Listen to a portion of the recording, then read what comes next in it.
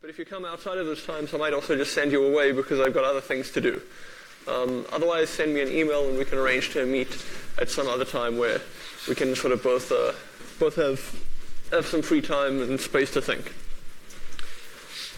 So what we talked about yesterday, and I guess yesterday was actually Friday, we started speaking about systems of linear equations, and we spoke about the solutions to systems of linear equations, and we managed to show that a system of linear equations, be it inhomogeneous or homogeneous, there are only three sort of types of behavior. We either have a system which is inconsistent, so that means it's got no solutions at all, and that can only happen if it's inhomogeneous. Then it may be a consistent system, and if it's consistent, it's got at least one solution, and we saw that it's either going to have exactly one solution, or it might have an infinite number of solutions. There's no way that we can have a system of linear equations which has got 5 solutions, or 12 solutions, or 3 solutions, right? It's either one solution or an infinite number of solutions. And there's this really nice structure to the set of solutions to an inhomogeneous system of linear equations, which is that if you can find just a single solution to the inhomogeneous system, you can generate the rest of the solutions by adding solutions to the associated homogeneous system of linear equations. And another way of saying that would be you can take your one particular solution to the inhomogeneous system of linear equations, and you can just add elements of the null space, right? Remember, the null space is just a fancy term. Sometimes we call it the kernel. The null space is just a fancy term for the set of all solutions to the homogeneous system. So this was one fact that I had hoped to, but didn't quite get to at the end of the last lecture. One thing that we saw, and I think this was fact 1.5, you can see I've written it up there in gray, is that if you've got a homogeneous system, you've got this really nice property that if you take 2 solutions to the homogeneous system and you add them together, it's still a solution. Or if you take a solution to the homogeneous system and you multiply it by a scalar, it's still a solution. This is very much not the case with inhomogeneous systems, right? And the explanation, again, we just use the linearity of A. If you've got 2 solutions, U and V, and you think about what happens to U plus V when you apply A to it, you get A of U plus V is A of U plus A of V, which is equal to B plus B, which is equal to 2B. And 2B is not the same as B, right? The only time when 2B and B are the same thing is when B is the 0 vector, and that corresponds exactly to the homogeneous case. All right. But for a non-homogeneous case, we don't have this nice property that we can just add solutions and it generates new solutions. If you want to add something, it's got to be from the null space. Okay. So what we're talking about today are subspaces, and I looked at the notes and I realized that there should be a section in the notes on subspaces which isn't there. It's just missing. So I'll type that up and put it up hopefully sometime this week. So I'm going to start with just a reminder of what a vector space is, and then we'll speak about subspaces. Okay, so the set. So we've got some set V over here.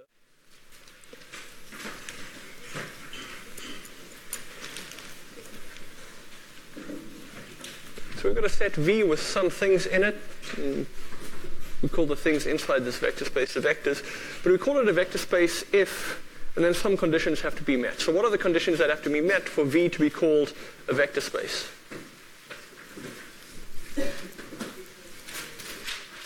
Sorry, someone over here said something that sounded right. Closed under vector addition and closed under scalar multiplication. So this set V is called a vector space if V is closed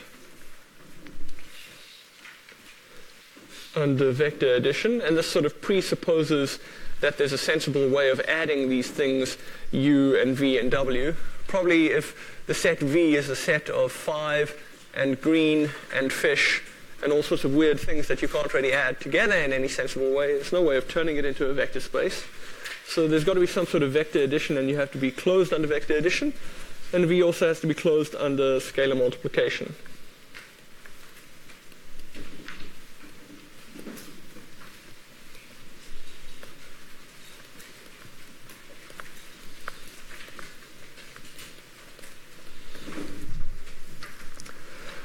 What we can do now is we can think about just a subset of things in V.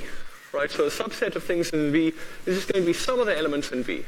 Maybe all of the elements in V, but a subset S of V, the things inside S must all be included in V. Right? So for example, if you have R2, that's a vector space, you could think of a subset of R2 as maybe being the unit circle, right? Or a straight line through the origin, or the third quadrant, right? You just take some part of that whole vector space, and that gives you a subset. So let S be a subset of V, right? So this is notation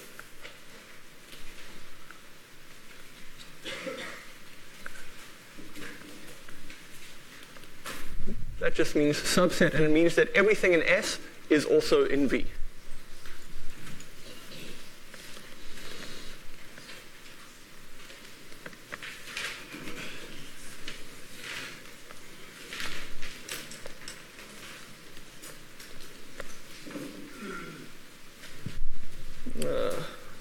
For example, let's just take a set like this.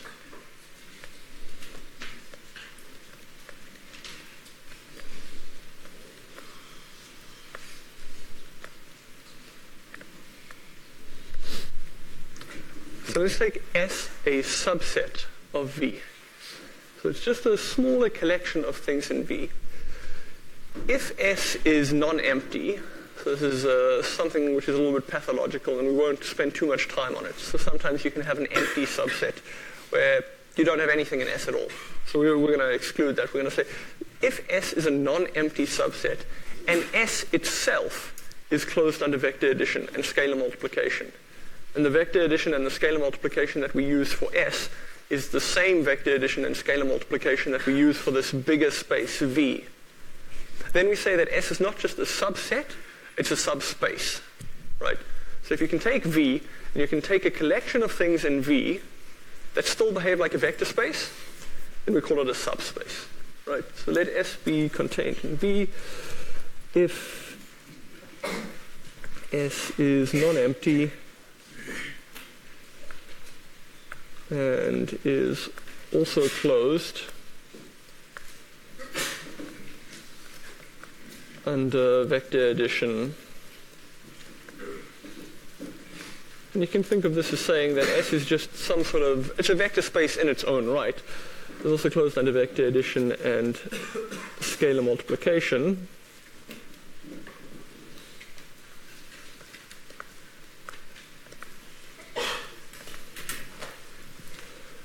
We call it a subspace. Okay.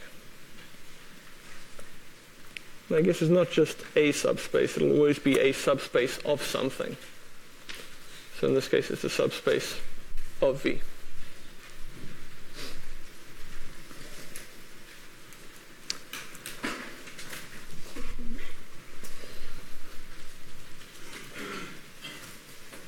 Time for some facts about subspaces, and we're up to 1.11.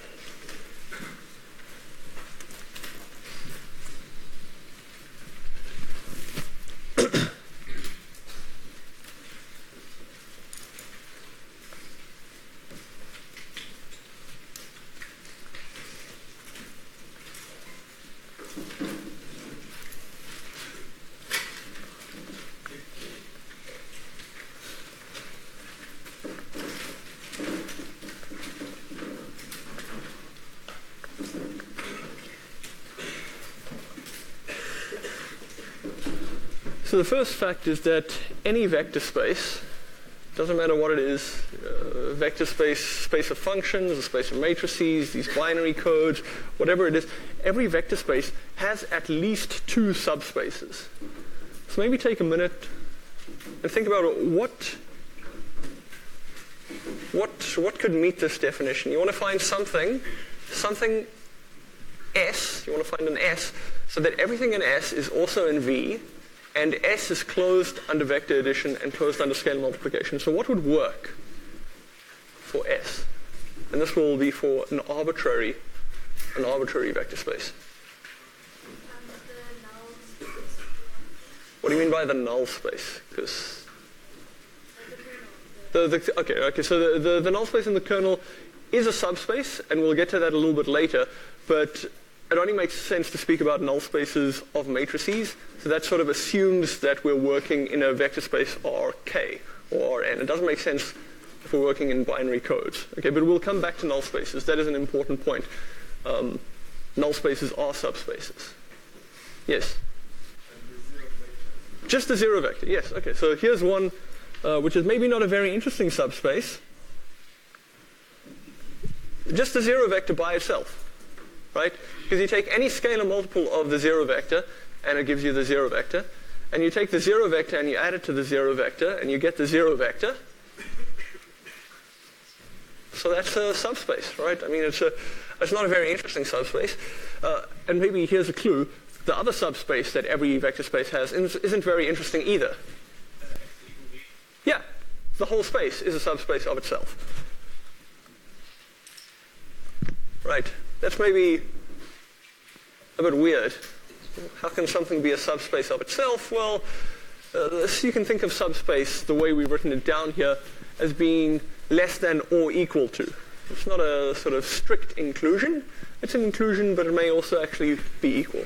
Right? So every vector space has at least two subspaces. So let's take a look at some examples.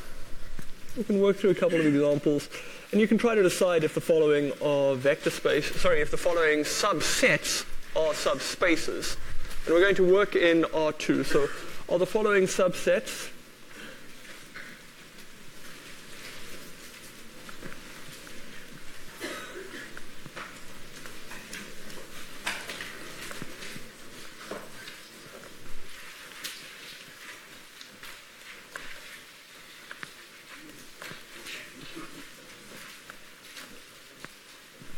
So the following subsets of R2, also subspaces of R2. So I'm going to put up 3 examples. Okay, so here's the first example. We'll take exactly the set that I wrote down earlier.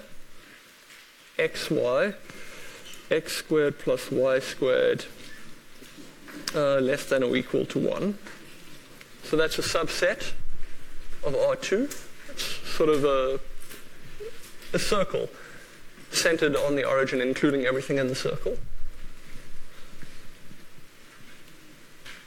Then we have another set over here. Let's just take all x's and y's, and we'll take the first quadrant.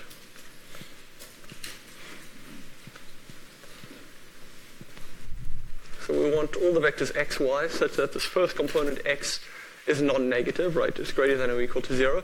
And the second component y also non-negative, so y is also greater than or equal to 0. And then we'll have a third subset, which is just a straight line. So we'll take everything of this form, xy. Let's say y is equal to 3x.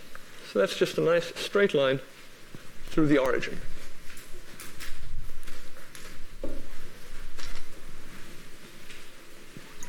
And you have a couple of minutes to copy this down and then to think about it and try to convince yourself and then try to convince me which one of these are subspaces and which ones are just subsets.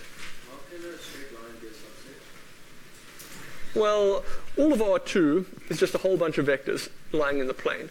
So now I'm going to take some of these vectors. So I'm going to take the vector, say, 1, 3, and the vector 2, 6, and the vector 3, 9, and the vector 4, 12. I take all of these vectors which satisfy this relationship. If you take all of the vectors which satisfy that relationship and sort of plot them out on the plane, they'll all fall on that line, y is equal to 3x. Okay, yeah, so you've got a couple of minutes, let's say 2 minutes, try to answer this question.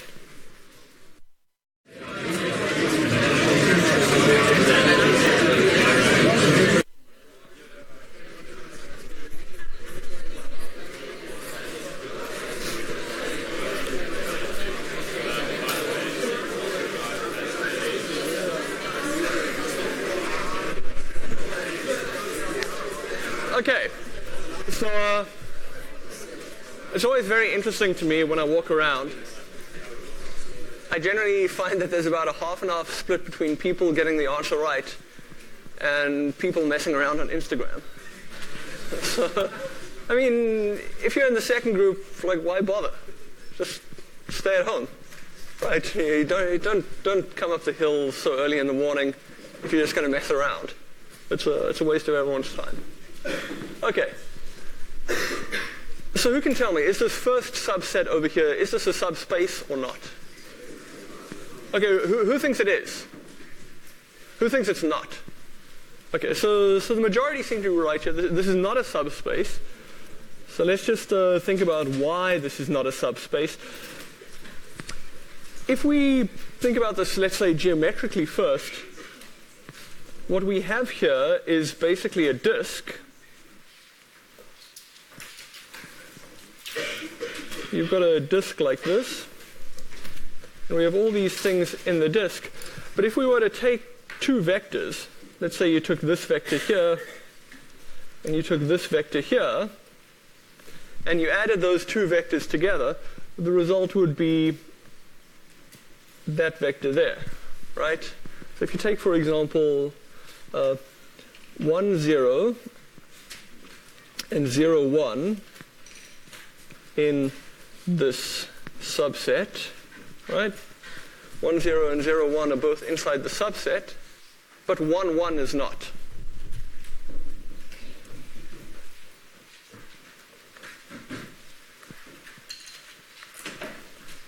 Okay, so it's not closed under vector addition. I mean, equally, it's not closed under scalar multiplication. You could take that vector 1, 0, and you could multiply it by a scalar 5, and you get 5, 0, right? And 5, 0 isn't in that subset either. So this fails to be closed under scalar multiplication, fails to be closed under vector addition. This second subset over here, we got sort of just the first quadrant. Who thinks this is a subspace? Who thinks this is not a subspace? Okay, so the split's a little bit more even here. So this, as it turns out, is not a subspace. So let's actually just put the answer in first. And let's just think about why. So the first thing to realize is that this is actually closed under vector addition, but it's not going to be closed under scalar multiplication. Right, so it is closed under vector addition, because if we were to, and again, let's just draw some sort of picture, and we can maybe use our sort of geometric intuition about this. We're looking at all the vectors over here. Yes?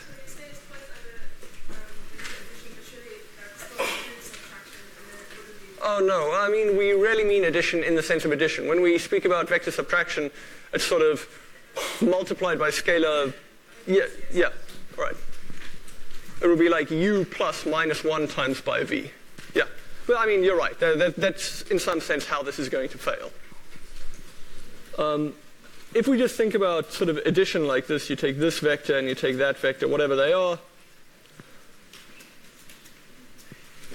the result is going to be over there. But if you think about vector subtraction, right, or anything where we have a scalar multiplication and the scalar is negative, we run into trouble, right? So if we were to take just this vector over here, if you took a scalar multiple, a negative scalar multiple of it, you immediately run into trouble. Yes? Do we not need that our scalar is an element of our set that we're checking? No, okay, so your scalar can't ever be an element of the set, because this is a set of vectors, right, not a set of scalars. The scalars that you use for the scalar multiplication are sort of inherited from the bigger space. So you don't have to obey the rules of our set? No. So I mean, these are subsets of R2, right? And when we do scalar multiplication in R2, the scalars that we just use any real number. So now this is a subset of R2, so we use the same sort of associated set of scalars, which will just be any real number. Okay, yes? On that note, when we did the other day, we did that thing that was like an F and then 2. Yeah. Does that mean that the scalars that we use have to come from that set, the bigger set, not the subset? Yeah. We'll always sort of inherit the structure of the larger set. So the addition for the subspace, or the thing that we're checking that's a subspace, you do that addition the same way you would do addition in the bigger space. And you would do the scalar multiplication the same way you would do scalar multiplication in the bigger space. Okay. I mean, you could over here try to say something like, well, maybe if we also restrict our scalars, if we restrict our scalars to be only positive real numbers, maybe this is going to work. then it turns out you run into trouble if we use the more rigorous definition. I mean, I said at the start of the course this is a slightly more rigorous definition, but it's not actually the correct definition of a vector space. But let's just say no over here, and we can say something like, I don't know, what is this?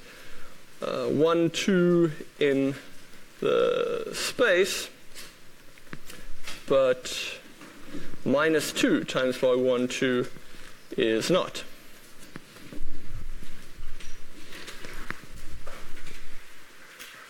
Okay, and this last example, who thinks that this is a subspace? And who thinks that it is not a subspace? Okay, so this is a subspace, and let's convince ourselves that this is a subspace. Okay, and again, we'll start with maybe just a little bit of geometry, and then once we've seen sort of geometrically, we can write down some arithmetic or algebraic justification. So if we have a straight line over here, we have a straight line y is equal to 3x, so it's over here. So we have vectors which lie on that line. So if you take a vector over here, maybe this one, that's your first vector, and you have another vector which goes a little bit further out, so it goes all the way out like so. When you add these two vectors together, because they're sort of parallel vectors, you just end up with something which points even further out, but it's still orientated in the same direction. It still lies on that straight line. So we might be thinking, oh, all right, okay, this is possibly going to be a subspace. So let's check that it is actually a subspace. And the way we would check this is the following. We'd start by taking just an arbitrary vector inside our subspace. So let U, and let's call this, I don't know, ux, uy, be an element of, okay, I haven't called this anything, let's call that S. Let that be an element of what is going to be our subspace. And what that means is that uy is equal to 3ux. Right? That's the condition for a vector to be in our subspace. And let's check scalar multiplication first. So we want to say, is alpha u an element of S? Well, what we know is that alpha u is just going to be alpha ux, alpha uy. And we also know, well, now we want to check the relationship between alpha ux and alpha uy. So now we have to check, is alpha uy equal to 3 alpha ux? Right? We have to check whether or not that is true. But clearly that is true, because we know uy is equal to 3ux, and we can just multiply that equation up there by alpha, and it still holds. And if you just multiply through by alpha, we get that alpha uy is equal to 3 alpha ux, right? So, yes, let's just call this star.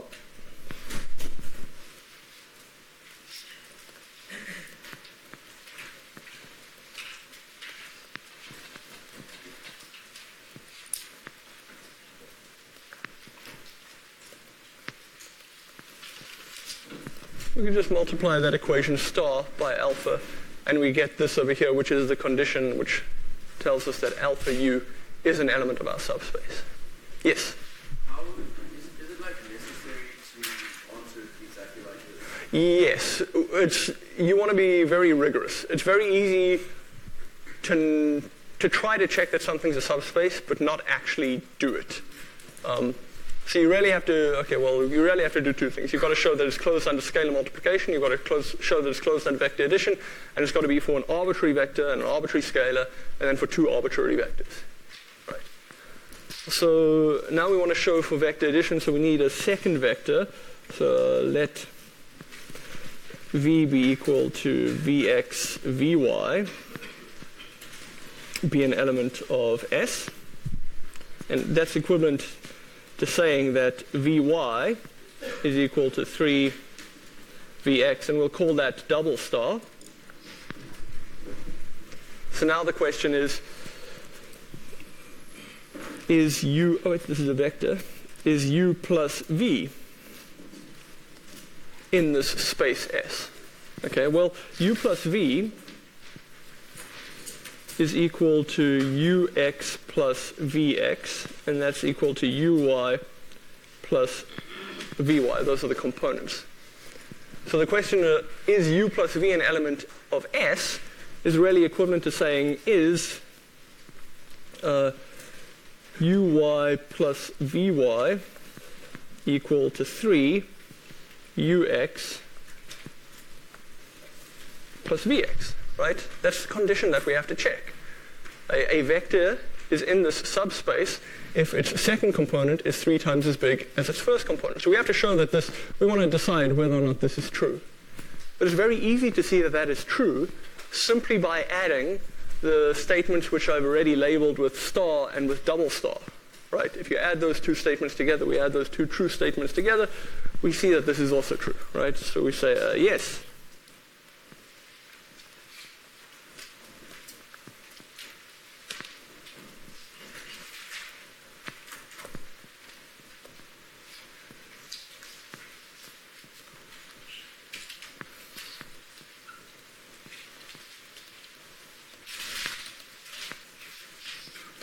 Okay, in fact, let's write that down. I mean, we have Ux is equal to, oops, no, I wrote that the wrong way around, Uy.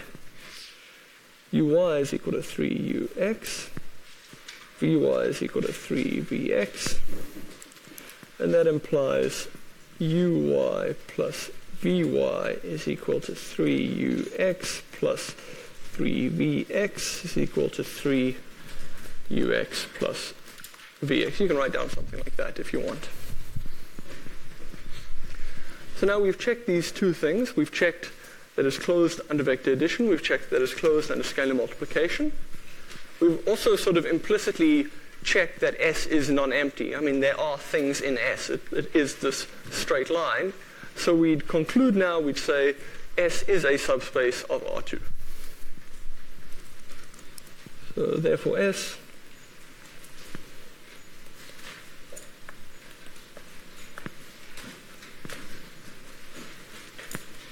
of R2, since S is non-empty, S is contained in R2, S is closed under vector addition,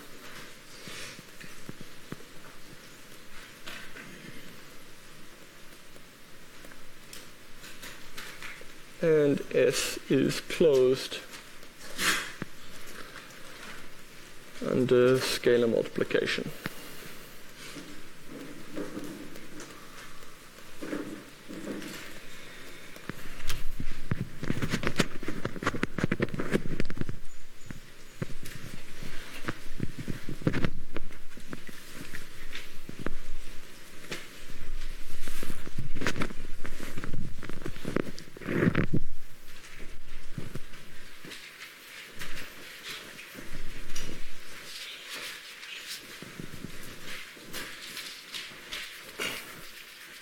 Any questions about this example?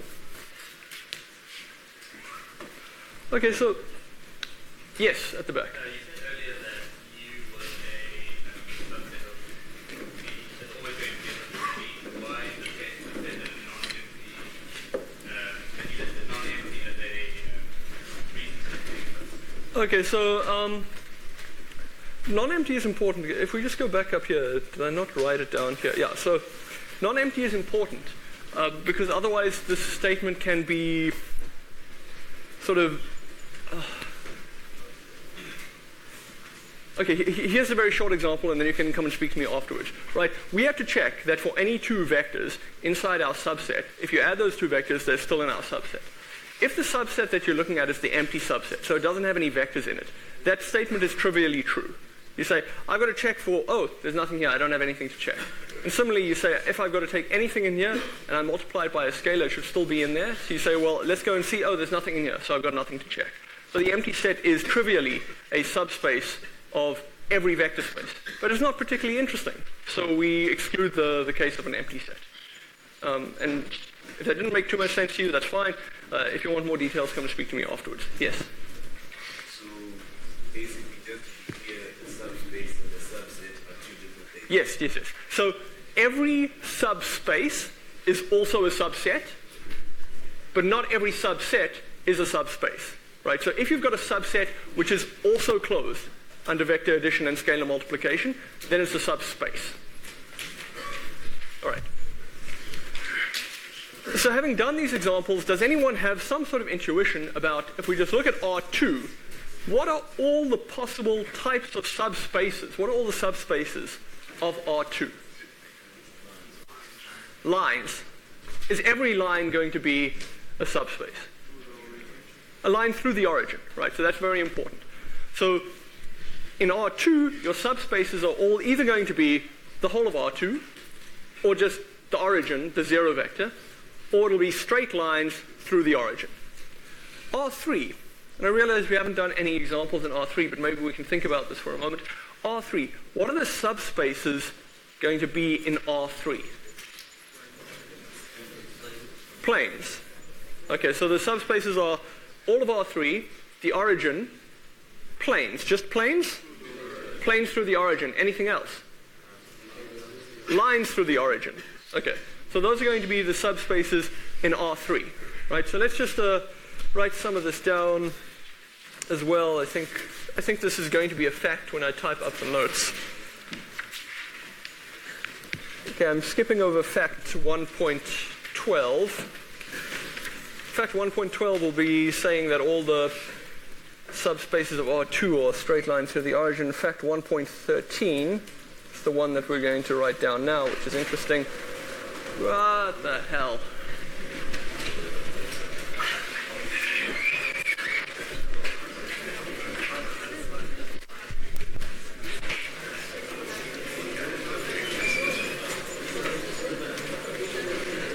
Yes. Do it for homework. So there was a good question there. Why do we have to have these lines and planes through the origin? Do it as a homework problem. Convince yourself that it must be through the origin. In fact, so let's write this up.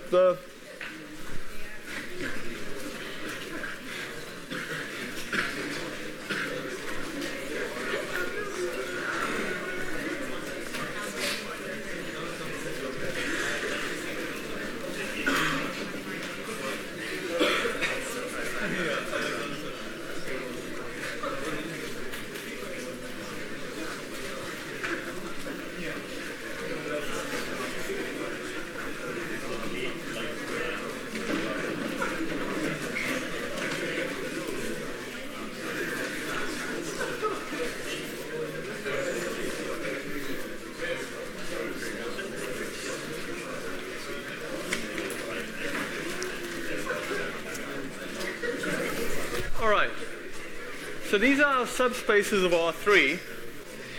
The subspaces of R3 are just all of R3.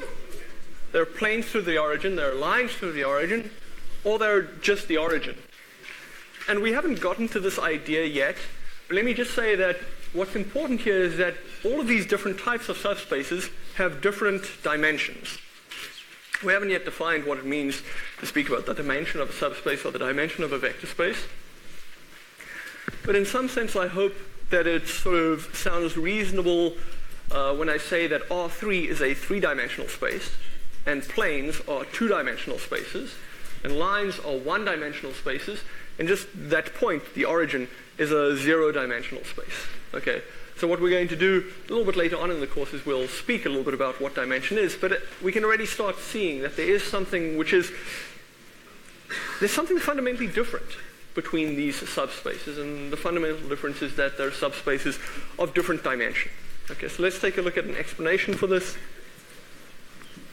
In fact, actually, we don't have time, so you get to do the explanation as homework.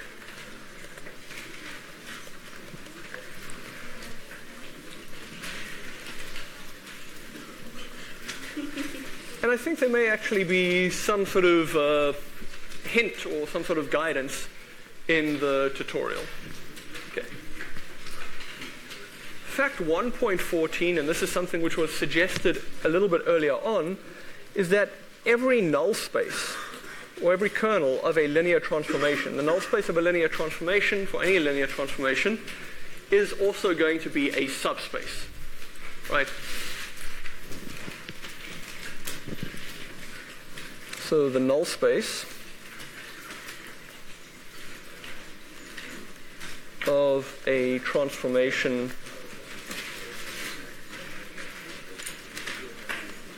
A is a subspace.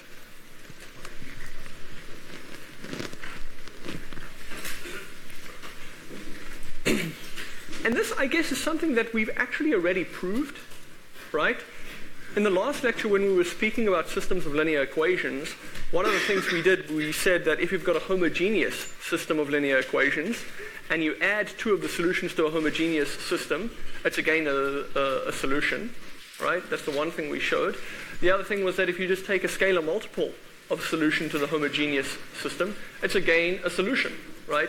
And although we didn't know it at the time, what those two results show is that the null space is closed under vector addition and it's closed under scalar multiplication, right? So the null space is a subspace, yes. No, it must be a linear transformation. We wouldn't really speak about... No, I suppose you could speak about the null space of a nonlinear operator. It's a weird sort of thing. Okay, let's put in linear there for the sake of completeness. The null space of a linear transformation A is a subspace. Okay, and let's just let's write this down. Let's write down an explanation. It's really just a combination of things that we've already seen, right? So the null space of A, it's a set of all the vectors x such that A of x is equal to 0, right? The null space is everything that gets mapped to 0. So if you just take two vectors u and v, inside the null space of A, what about u plus v? Well, if you apply A to u plus v, you get A applied to u plus A applied to v, which is the 0 vector plus the 0 vector, which is the 0 vector, right? So clearly we've got a case where this is closed under vector addition. And if we take a scalar, so let alpha be a scalar, and generally we'll just take, our scalars are all the real numbers. Let alpha be an element of R. Then A applied to alpha u is equal to alpha applied to AU. Again, this is all just the linearity of this operator, or of this transformation A, which is equal to A times by the 0 vector, which is the 0 vector. Okay.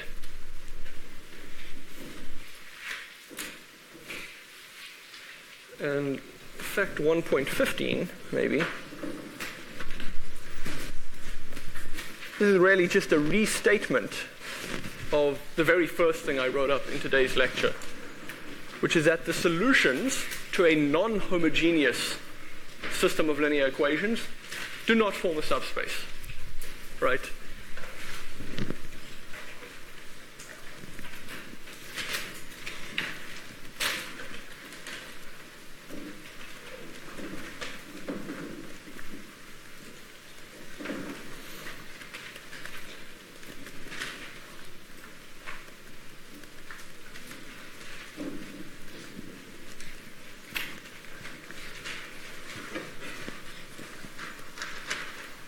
The explanation here, let's just say, I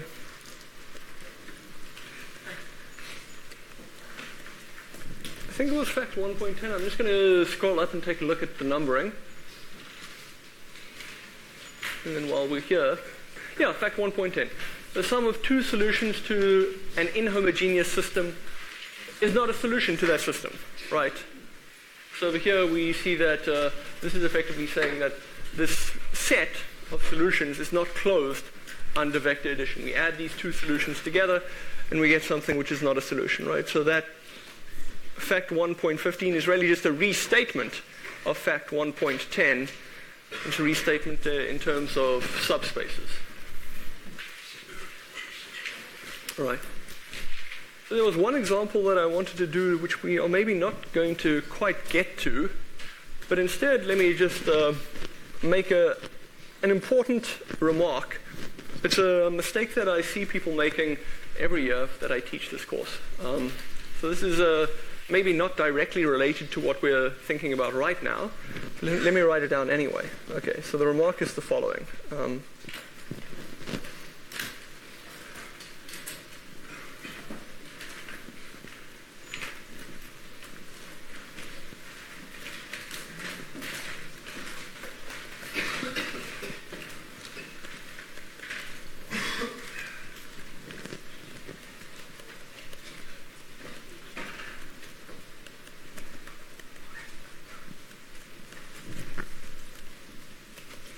Right? And the remark is just that you should try to understand whenever you're working with a vector space, if you haven't seen that vector space before, or if you have seen the vector space before, you should think very carefully about what exactly the zero vector is.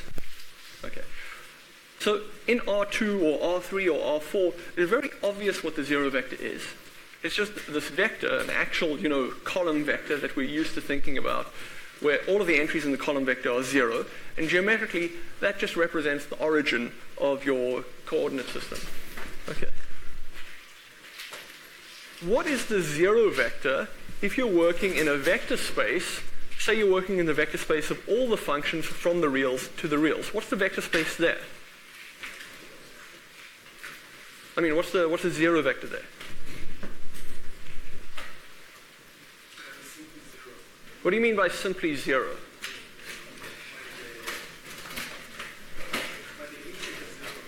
You mean it's just the integer 0.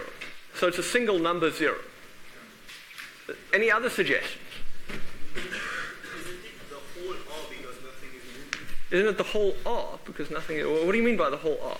Because if you're taking the real line and mapping it onto each other, nothing... Okay, so that's a little better, right? So we might write down this here. We might write down in R...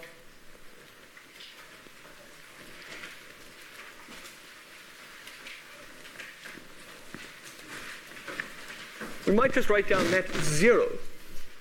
But we should understand that that is not 0 as in the sense of 0, a single number.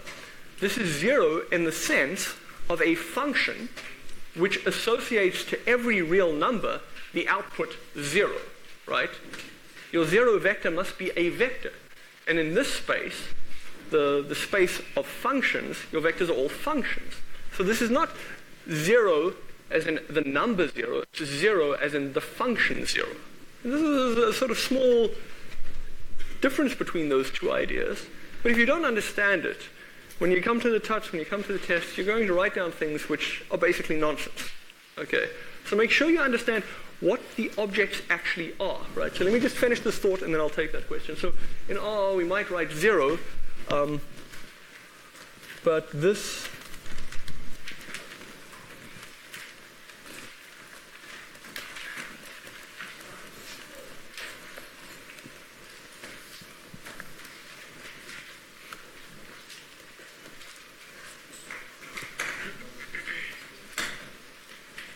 This represents the 0 function, not just the number 0, right? So the number 0 is just, the number 0 lives in R1, right? The 0 function lives in R to the R. So you must know where these objects are coming from, where they live, what they actually are. And we sometimes overload our notation. There was a question here first, and then I'll come back to you. Yes?